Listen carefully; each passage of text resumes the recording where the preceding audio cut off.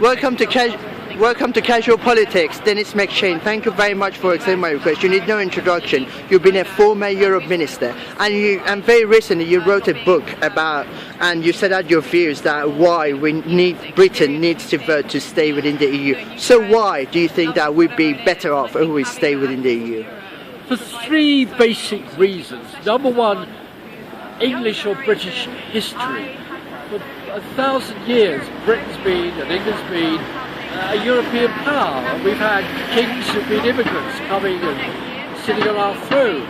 We've had to send endless armies to try and ensure the security, peace and democracy of Europe. I am of the first generation in 60 years has not had to worry about going to fight in Europe, die in Europe, be wounded in Europe.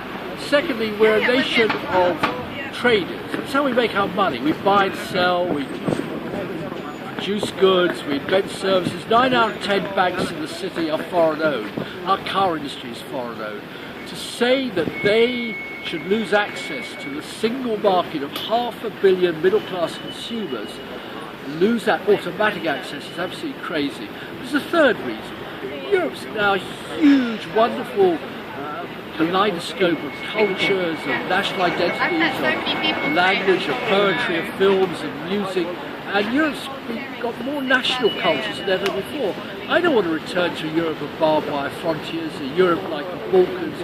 I want my children to have the same rights I've had to travel anywhere in Europe, live, work in Europe, if necessary, retire in Europe without requiring visas and work permits and all the other restrictions. Also, I personally strongly believe, when I look at the rest of the world, supposing all the Arab world was more like the European Union, or Latin America, supposing other regions could learn to live with each other, to open doors rather than shut them, to live in tolerance with other cultures and languages and religions instead of hating them. That's a model that Europe should be proud of, and for Britain to turn its back on it, I think will send a terrible signal, not just to my fellow countrymen, but to the rest of Europe and the rest of the world. And as you may know, I did Dennis Healy's last interview, and he told me that he would have probably voted to leave the EU because he said that we don't want to be low takers and instead we want to be low makers. And back in his time and your time, it was a Europe of 8 countries,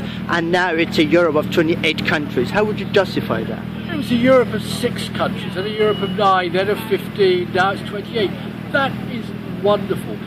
Dennis Healy was somebody I hugely admired. From day one after the war, he rejected Europe. He said Europe was Catholic, capitalist and corporatist. Well, that's his point of view. I fundamentally disagree with him. If we leave the European Union, we will be rule takers like Norway is, like Switzerland is. They have to obey all the rules of the single market, including free movement, if they want access to it. Britain today is a rule maker.